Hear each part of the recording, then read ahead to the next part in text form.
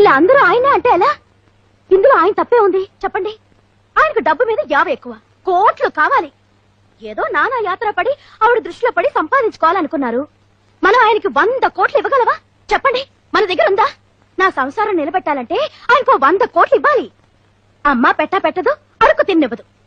ఇటు మనమో ఇవ్వక ఆయన్ని సంపాదించుకోనివ్వక ఇలా వేధిస్తే ఎలా చెప్పండి? అలా చెప్పు. వాళ్ళంతా పాతకాలపు మనుషులు కదండి.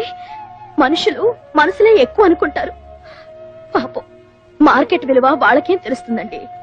కోట్లు పారేస్తే ఓట్లు కొనుక్కున్నట్లు మనుషుల్ని మనసుల్ని కొనుక్కోవచ్చు. అంతదాకా ఎందుకు?